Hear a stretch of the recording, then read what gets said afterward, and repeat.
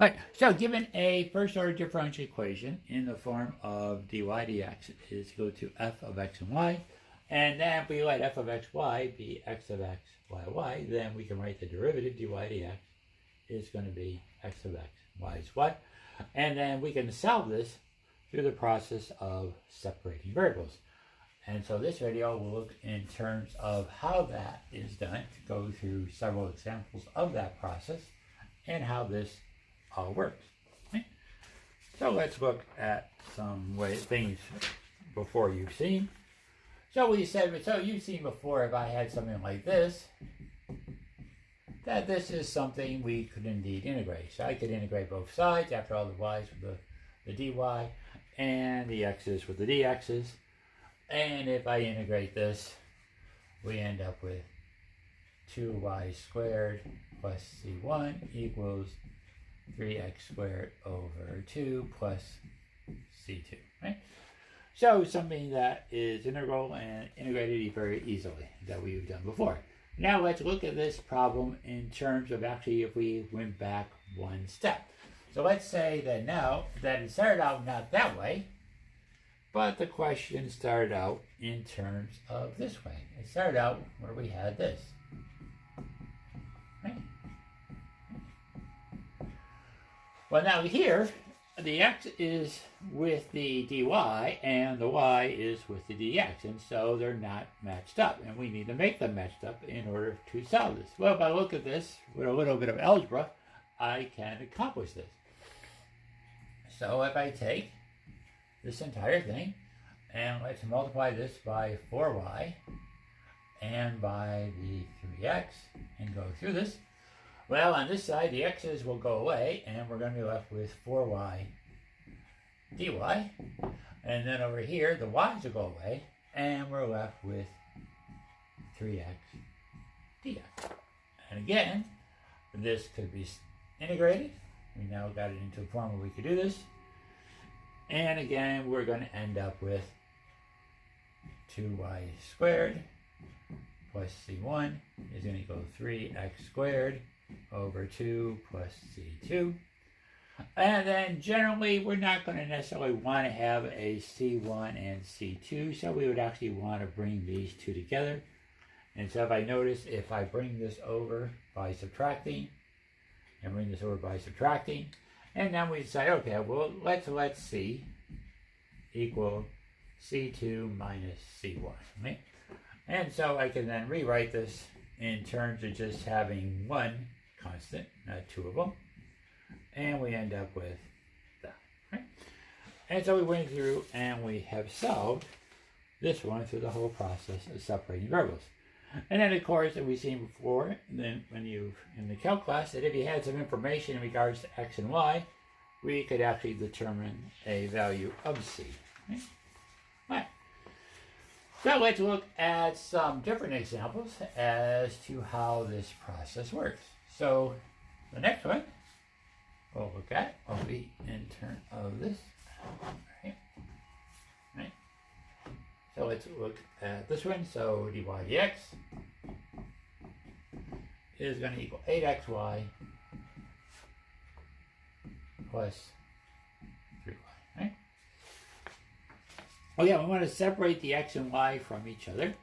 And so if I look here on this side, I have that the y's can be factored out. And so we'll take the y out, and we get 8x plus 3. Right? And then we're going to bring the dx over to this side. And so let's go through this one step by step. Right? And so let's multiply everything by dx. And so we get dy is going to be y 8x plus 3 dx. Okay? And then the next step, we'll bring the y over to the other side. And so we'll divide this side by y. And we'll divide that by y. And so we end up with dy over y equals 8x plus 3 dx. Right? So we got done what we wanted, which was to, again, get the y separated from the x. And then the next step is to get the dx with our x term, which we did. and then get our y over with the dy. Now we're down to here, and so now we're down to the point where we could solve this differential equation. And so the next step then in this process would be to take what we had here. So we had dy over y equals 8x plus 3 dx. And then the next step here would be is we want to integrate both sides. And so when we integrate dy over y, and so if you remember in regards to your calculus class, that in terms of this form, this gives to our natural log of y. And then when I integrate this side, we're going to get 8x squared over 2 plus 3x and then plus c. And then, of course, that part could be simplified a bit. And we end up with 4x squared plus 3x plus c. And so we have solved this one in terms of the whole process of separation of variables. Okay? Okay. So a few other examples.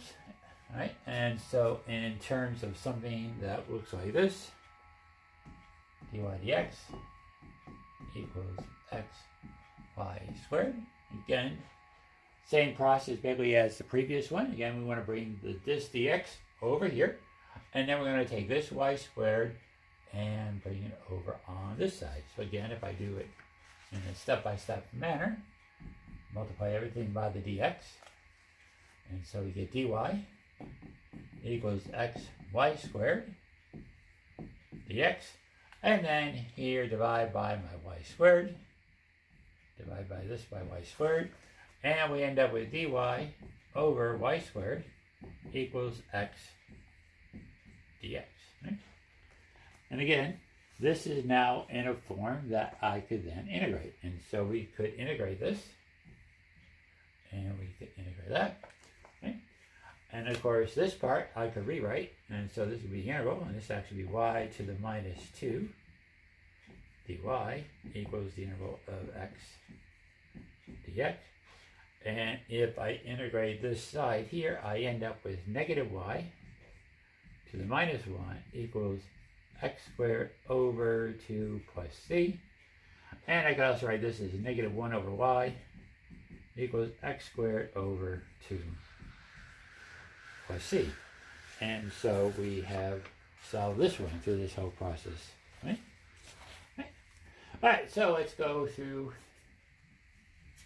another one in this whole process as to how this works. So this one a little bit more to it. And so now I have dy dx equals 3x plus xy squared over y plus x squared y. Right? So again, here my variables are mixed and the x's and y's are together. And again, so the first thing we want to do is sort of see if we can separate the stuff on this side. And so dy dx. And if I look at the top term, I can factor out an x. So I get x 3 plus y squared. And if I look at the bottom term, I can factor out a y and get 1 plus x squared. Right? So we got those separated a bit. And so now the next thing is to get the x with the dx and the y with the dy. Right? And so if I see if I can bring the dx over here, and then if I bring this stuff over here, and we could end up with y over 3 plus y squared dy is going to equal x over 1 plus x squared dx. So basically what I did here is I multiplied by the y, and then I divided by the 3 plus y squared to bring that to the other side. Right? And so let's actually write that down. What we ended up doing is we multiply by y over 3 plus y squared. And that's cover that. And we ended up at this point, right? So now we have this, and again, we want to go on to the next step, and we want to solve this all the way through. And so the next step here is going to be to integrate, right? And so a bit more in terms of what you remember from your calculus class. And so this one we're going to do a bit by substitution. And so let's say that u is going to be 3 plus y squared. And then du is going to be 2y dy. Right? Right? So that's that side. So let's come over to this side and let's see, rather than using u again, let's use a different letter so we can sort of keep these straight. And so let's, on this side, let's say that this is going to be v. And so v is going to be the 1 plus x squared. And then dv is going to be 2x dx, right? So we're going to solve this integral, and we're going to do this one by substitution. And so let's keep this part here, and let's go back up to the top here and look in terms of this process as to how this will work, right? So the next step then we want to do is to make our substitution. And so we see that we're going to have the integral, and we're going to have du over u.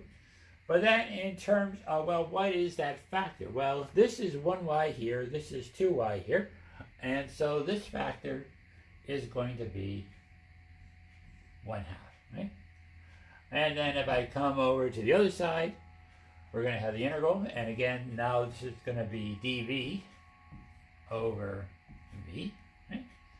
And again, this is a 2x, the original was x, and so again, this is going to be 1/2, right? And so the next step then would be to integrate. And again, remember that du over u or dv over v, that was our form for natural log. And so this is going to be 1/2. The natural log of u equals 1/2 the natural log of v plus c. And then, of course, the next step was to replace, in this case, my u and my v, and put back in my x's and my y's.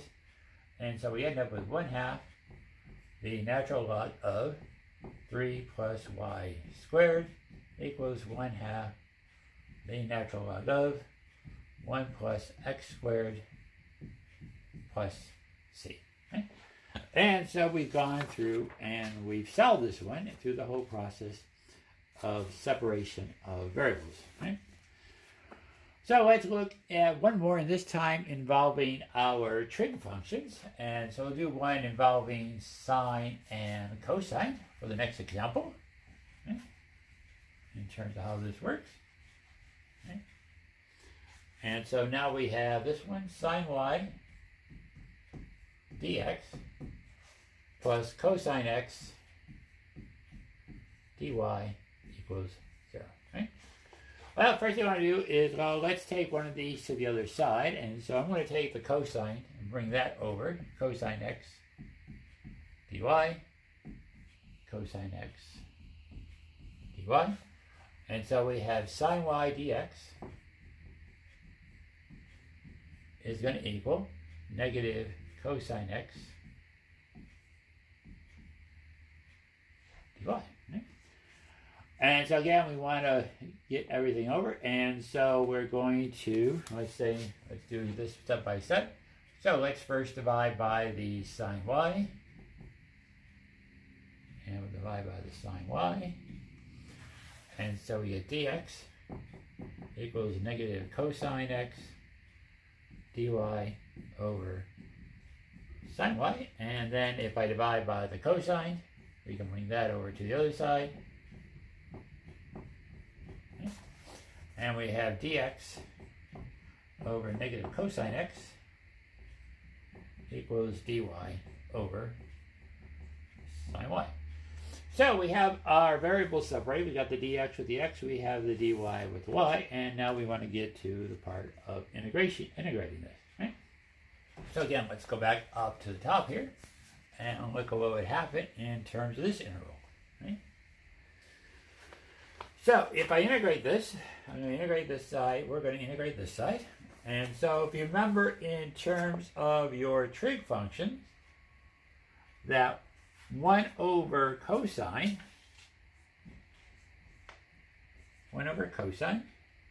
is going to give us secant. and then 1 over sine is going to give us cosecant. And so we'll make that substitution. And so we get negative the integral. And so this is going to be secant x, or secant x dx equals integral. And this is going to be cosecant y dy. And so we now have in terms of that, right? Well, there you have in terms of integrating secant and cosecant. So if you remember, or in terms of using tables of integrals, we can find out that if we integrate secant, we end up with this, the negative natural log of secant x plus tan x is going to equal the natural log of, in this case, cosecant y minus tan y plus c. And we have again integrated through this whole process of separation by variables. And so again, as long as we can get the x's and y's separated from each other, and then get them paired up with the dy dx, we then get to a form where we can solve through this process. And with that, we'll wrap up this lesson.